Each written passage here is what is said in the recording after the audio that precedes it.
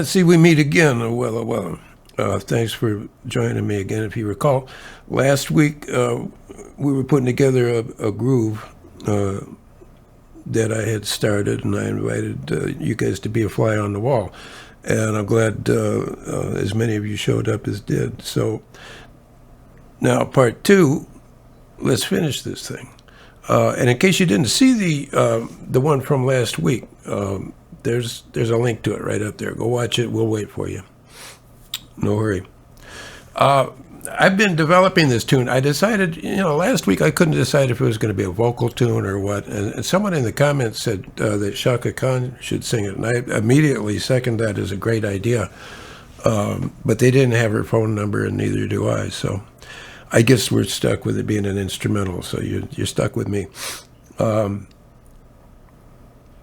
I decided to make it a guitar-based song. Surprise, I got a fake guitar again.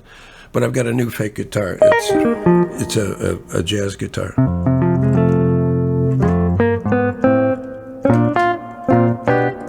It's very cool. It's like a Gibson L5. So I'm going to do my best George Benson imitation, which is not very good. I'm no George Benson. But I admire him, so I guess that qualifies me. Anyway, I've worked on this tune, and what I did since I went with the melodic ideas I had last week. I have done in arranging it. I've done a trick that I do quite often, and that's to change key just before a solo. But I found that it wasn't. Usually just the shock of changing key is enough. You don't need to lead into it, but it wasn't quite working. So what I did was I go from the groove,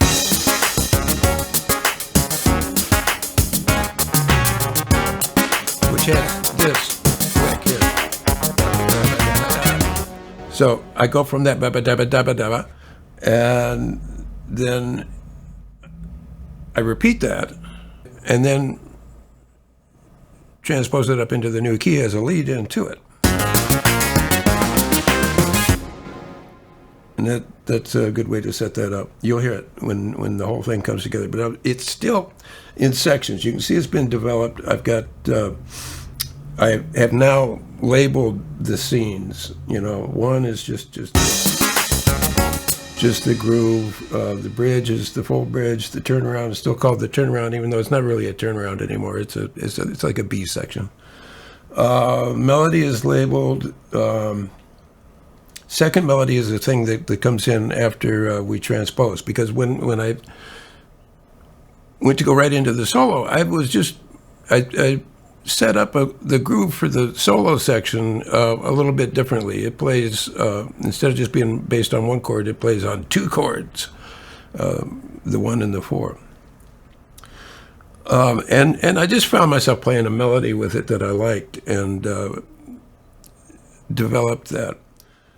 And then what else happens? There's a break that completely borrowed from Stevie Wonder,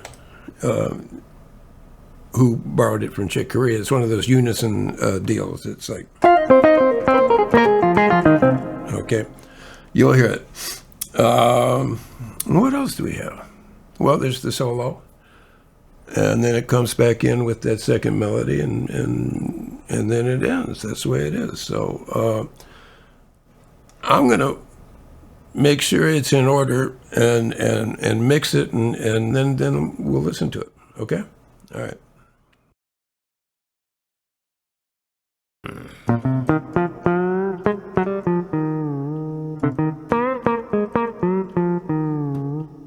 Okay.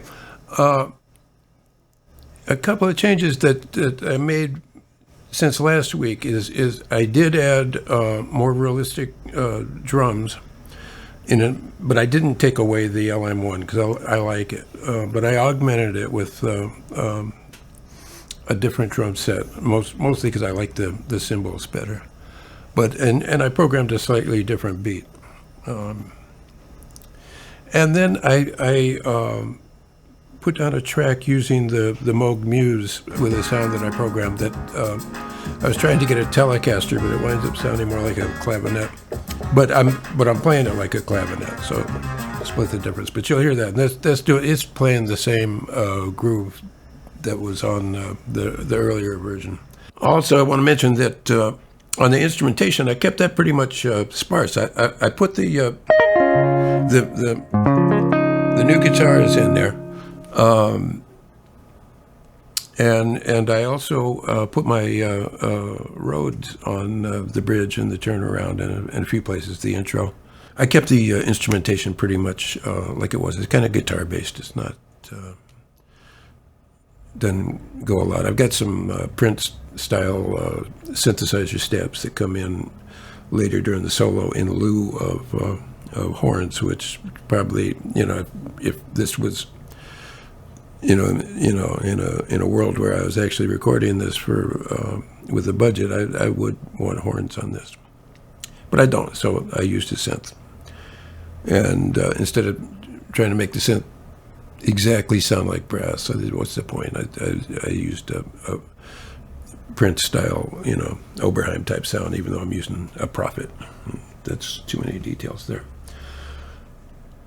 So many thieveries, lots of influences, but that's how we roll. It's not just me; it's everybody. Like I said, 12 notes. So we'll get into it.